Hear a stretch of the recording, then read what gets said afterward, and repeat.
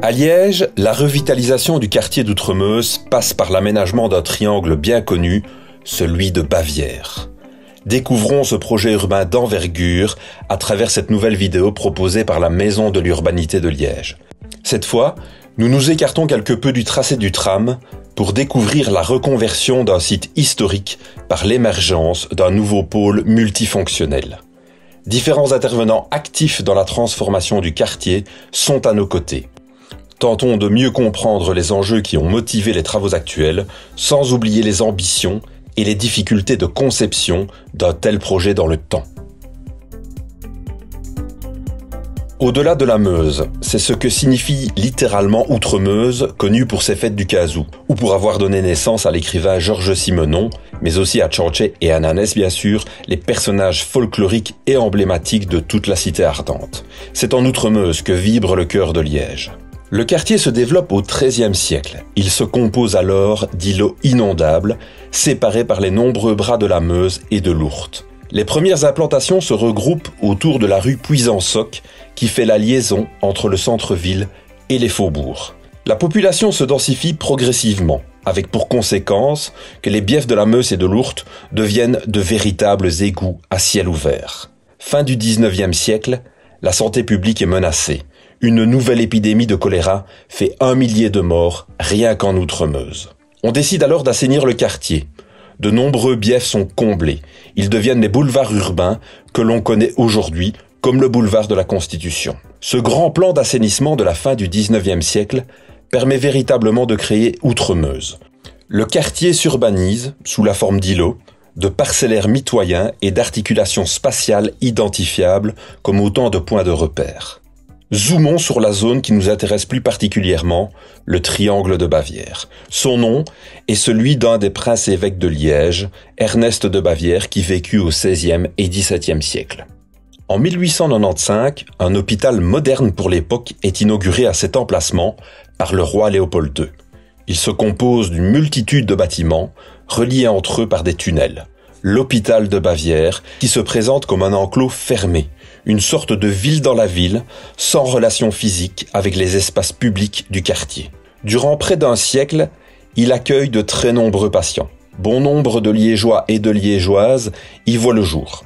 C'est dire si l'hôpital de Bavière occupe une place importante dans la vie de Liège et du quartier. Pourtant, les années 60 signent le début de la fin des activités de l'hôpital. Celui-ci n'est plus adaptable aux nouvelles techniques et devient obsolète. Les deux gestionnaires se séparent. Le CHU déménage au Sartillement, le CPS, quant à lui, fonde ce qui deviendra plus tard le CHR sur le site de la Citadelle. Mais alors, que devient Bavière ? Le site, d'abord rythmé par les déménagements, se retrouve vidé de ses fonctions. En 1989, il est vendu à la société anonyme Galeico. Celle-ci lance un concours international d'architecture pour transformer les lieux. Il n'aboutit pas, et l'histoire de Bavière devient alors une longue suite de déconvenues avec différents projets qui nourrissent de nouveaux espoirs, mais qui ne portent au final pas leurs fruits. L'attente d'un nouveau projet se fait longue. Le triangle de Bavière devient très vite un chancre urbain. La sécurité monte. Au début des années 90, la majeure partie des bâtiments sont démolis. Subsiste alors la chapelle Saint-Augustin, aujourd'hui classée, l'emblématique bâtiment d'entrée et la dentisterie. Pour ces derniers, comme pour le reste de l'hôpital, aucune utilisation ne sera faite malgré les nombreuses interpellations formulées aux propriétaires. Plusieurs incendies finiront de détruire le site historique dans les années 2000. Il faudra patienter près de 30 ans pour qu'un nouveau projet dessine enfin le nouveau visage du triangle de Bavière. C'est donc en 2016 que les choses se précisent pour Bavière. Le nouveau projet porté par la société anonyme Bavière Développement et son master plan sont présentés au public. Il concerne non seulement le triangle occupé autrefois par l'hôpital, mais aussi les espaces publics qui le jouxtent. Il y a eu de multiples tentatives de développement qui n'ont pas abouti pour des tas de raisons, des circonstances, des aspects trop monofonctionnels, etc. Et donc, quand Bavière Développement a racheté le site, ils ont voulu poser les conditions nécessaires pour avoir un développement qui aboutisse. D'emblée, ce qui a été voulu, c'est de créer un quartier à terme qui soit aussi un quartier qui puisse s'inscrire dans la continuité du plan dessiné fin 19e siècle, qui est le quartier d'Outremeuse, parce que vous savez que c'est une île artificielle en quelque sorte, hein, avec la dérivation d'un côté et la Meuse de l'autre. Cette idée de continuité était très importante pour tout le monde, pour pouvoir accepter un développement au fil du temps et ne pas correspondre à un momentum trop figé dans le temps. La requalification du site de Bavière est en marche au sein d'un triangle rectangle d'environ 4 hectares. Elle est menée cette fois par des acteurs privés et publics. Le consortium Bavière Développement pour le projet pluriel associant différents types de logements, de services et d'équipements publics, la province de Liège pour le projet de pôle de développement culturel et l'extension du Barbou, et la ville de Liège pour le réaménagement des espaces publics communaux et la construction d'un nouveau complexe sportif. Ensemble, ils adoptent une méthodologie de travail afin de s'accorder sur des objectifs communs et sur leur transcription urbanistique et architecturale. C'est le masterplan qui traduit tout cela en servant de plan guide, tout particulièrement pour l'aménagement des espaces publics. Ceux-ci concrétisent le lien essentiel entre les nouveaux projets, mais aussi avec le quartier d'Outremeuse. Les premiers permis sont déposés en 2017. Le masterplan intègre le projet Bavière dans une stratégie et une vision globale de l'évolution de la ville de Liège au bénéfice de ses habitants, en particulier ses riverains. On a 3 angles qui sont très singuliers chacun.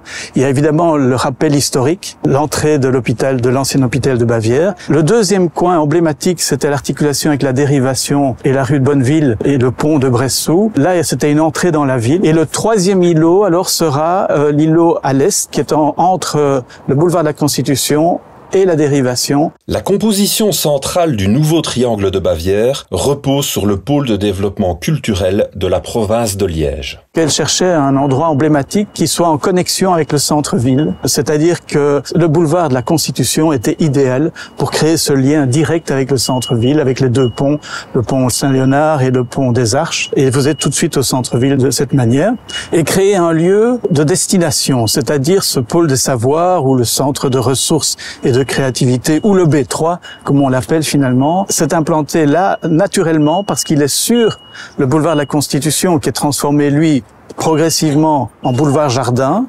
Il fait face à l'Académie de musique et donc ça crée une nouvelle centralité, un point de destination et en même temps qui sert aussi bien par rapport au centre-ville qu'à Bressou.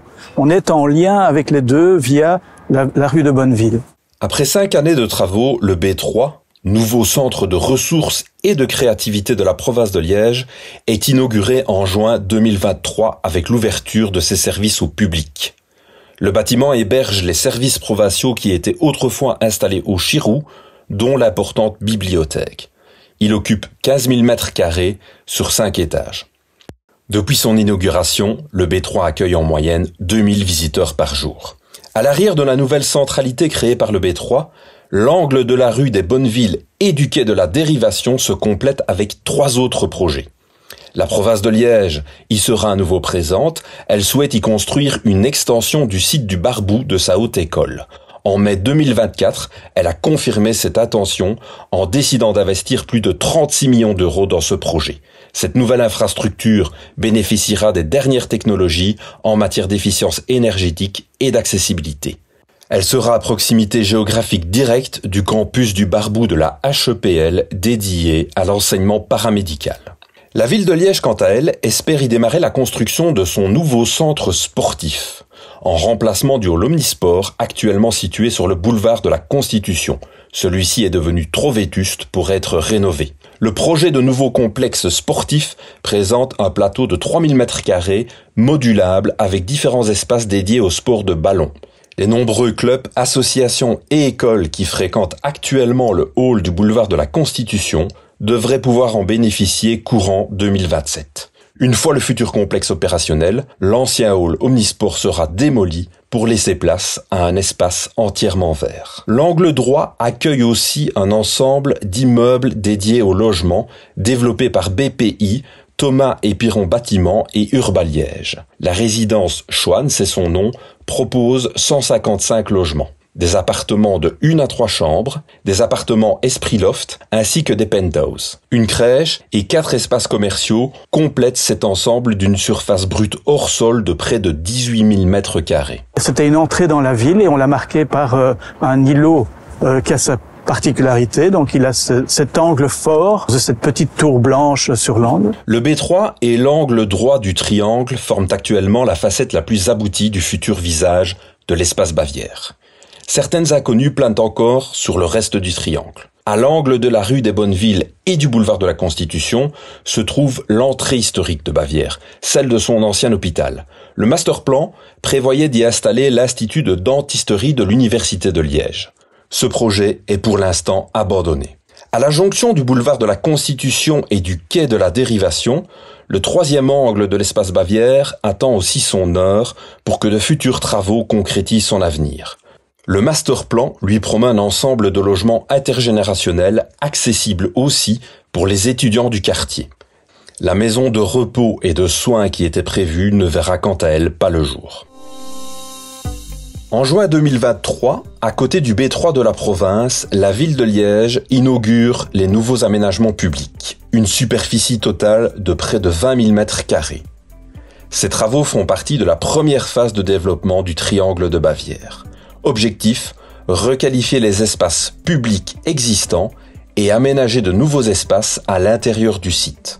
Un chantier de 6 années qui couvre la rue des Bonnevilles et le boulevard de la Constitution, entre la rue Ransonnet et le quai de la Dérivation.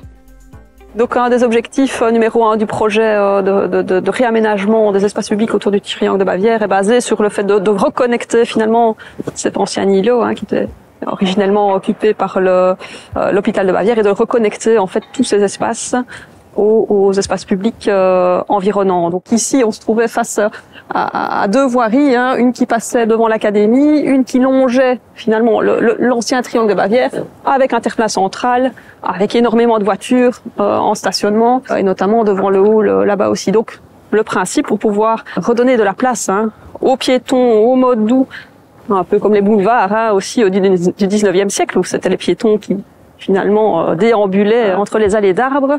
Mais voilà, il fallait mettre un stop finalement à cette présence de la voiture. Ces choix importants ont pour but de créer dès le départ un saut qualitatif au sein de l'espace Bavière.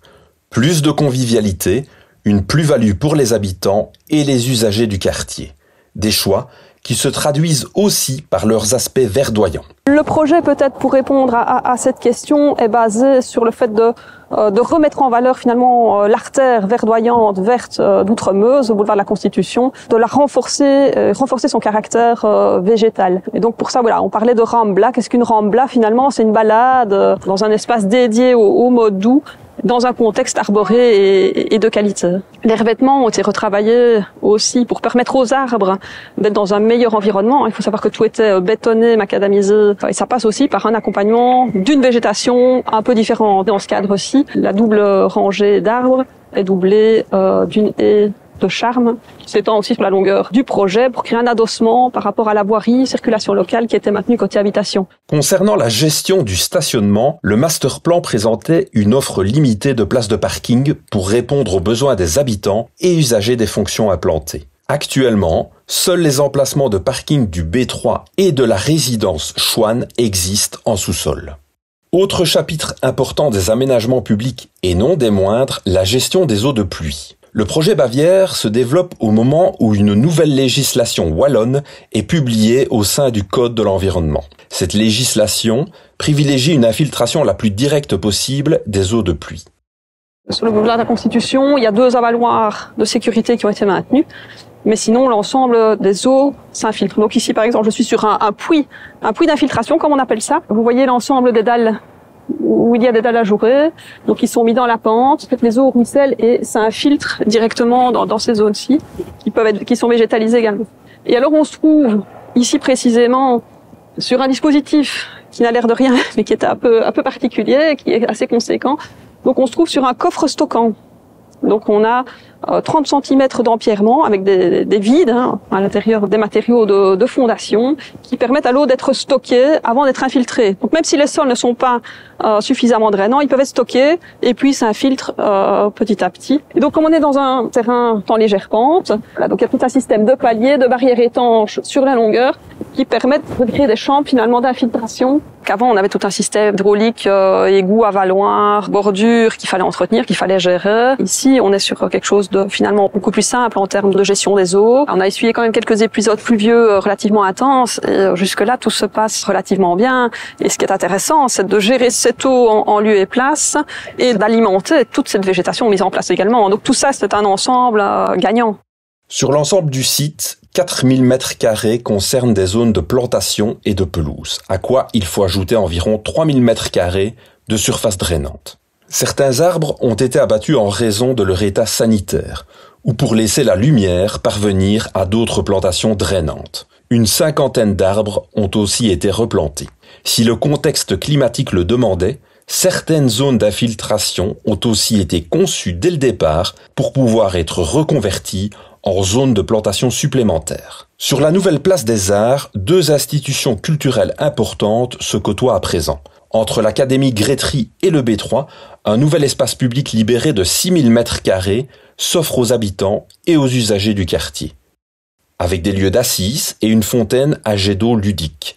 Un espace ample et dégagé, propice à l'accueil d'événements en plein air si chers aux Liégeois. Dans le prolongement de la rue des Arts, à la pointe formée avec le quai de la Dérivation, la démolition future du hall omnisport libérera de nouveaux espaces, de quoi prolonger et finaliser cette vaste zone de respiration entre la rue Ransonnet et le quai.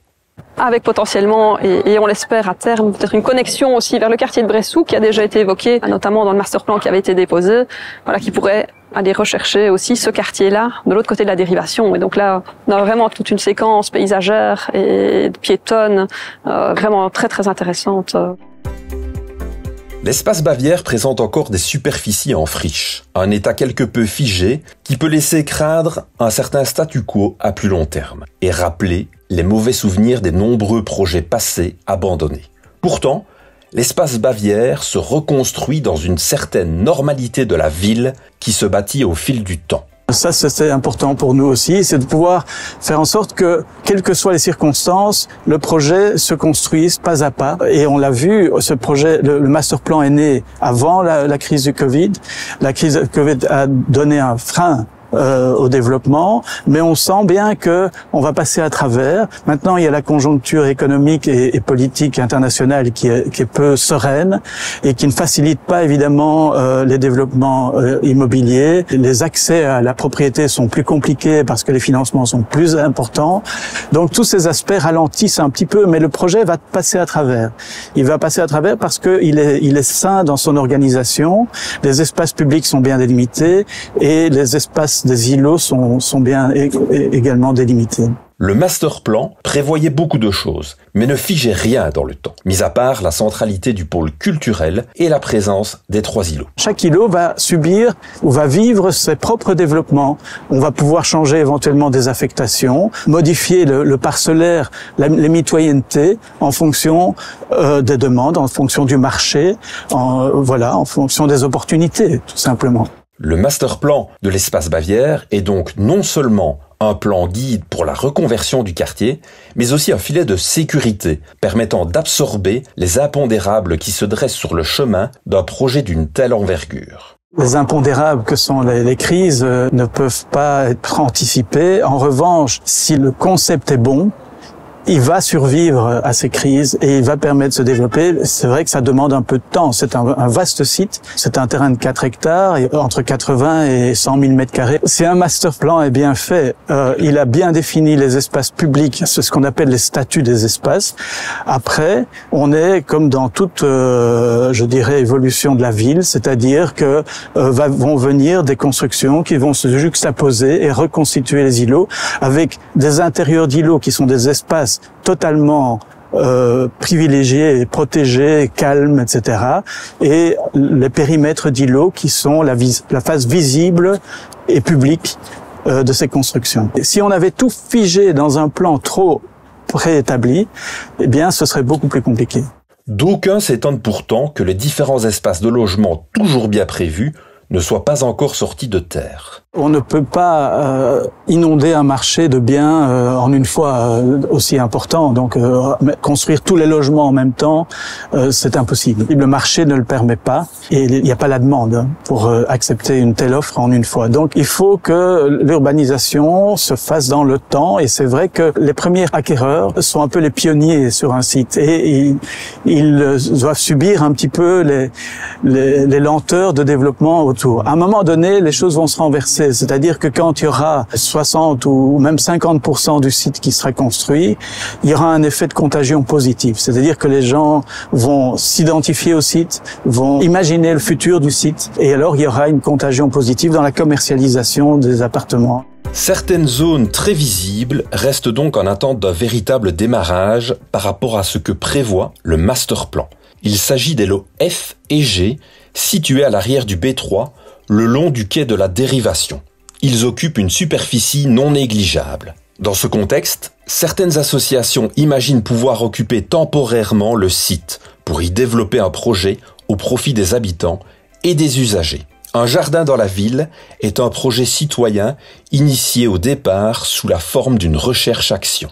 Dans les bourgeons de la recherche, il y avait déjà eu une première relation ici avec les promoteurs de Bavière en 2019 pour utiliser une partie de la friche pour pouvoir faire un lieu de rencontre autour de la nature, autour du potager et de différentes idées des habitants. Par contre, le projet de construction a démarré assez vite, donc les rues ont commencé à être transformées autour du site, ainsi que la construction du B3 plus les appartements, et donc c'était impensable à ce moment-là de pouvoir utiliser une partie de la friche. De leur côté, les promoteurs ne sont pas opposés à l'idée d'une installation provisoire. Mais le terrain a été remis à disposition de la province de Liège pour une période transitoire de 5 ans. Je pense que si on part pour un minimum de 5 années, c'est possible de s'investir à plusieurs et d'utiliser directement ce lieu pour se rencontrer et pouvoir amener justement la nature de chacun, puisque pour moi c'est important. Ça veut dire qu'est-ce que chacun peut y amener, qu'est-ce qui est important pour chacun dans l'utilisation d'un espace comme celui-ci, en lien avec soi, avec les autres et la terre et le quartier également. L'espace est grand, il peut aussi servir à ce qu'on vienne promener pour une partie avec son chien, mais on pourrait aussi développer quand même des rencontres autour des pousses de plantes, autour de fleurir Outremeuse.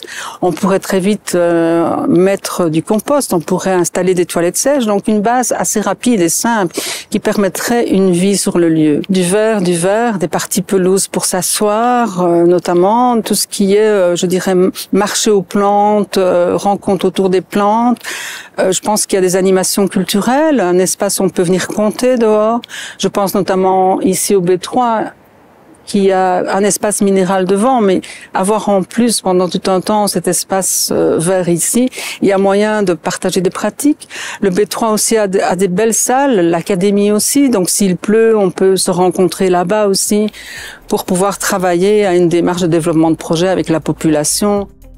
Si certaines zones du triangle de Bavière semblent encore vides pour un certain temps, l'histoire et les projets qui se sont multipliés au sein du quartier remplissent les discussions. Nous avons évoqué l'absence de développement sur ce site pendant de longues années. À l'abandon depuis 1987, du moins sur l'essentiel de sa superficie, cette friche a eu des répercussions négatives sur la perception du quartier d'Outremeuse et parfois même sur la qualité de vie de ses habitants. Aujourd'hui, le projet, porté par des acteurs privés et publics sous la houlette de Bavière Développement, permet enfin de renverser la vapeur. Les zones d'inquiétude qui demeurent, les friches en attente, sont peut-être à réinventer de façon transitoire jusqu'à leur développement final. S'ils décident de favoriser des démarches d'urbanisme temporaire comme celles évoquées, les principaux développeurs et acteurs de la reconversion du quartier doivent aussi pouvoir conserver des garanties sur la gestion des parcelles dont ils sont propriétaires. Bavière tient aujourd'hui son avenir en main et chacun veut éviter une nouvelle attente interminable en état de friche à la place des futurs projets. C'est surtout la gestion d'une longue temporalité entre les différentes étapes des travaux qui pose question sur l'avenir du site. Mais si le temps était finalement une opportunité, l'occasion d'enfin écouter, tester et imaginer des projets pour permettre au quartier de se reconstruire sans attendre la suite.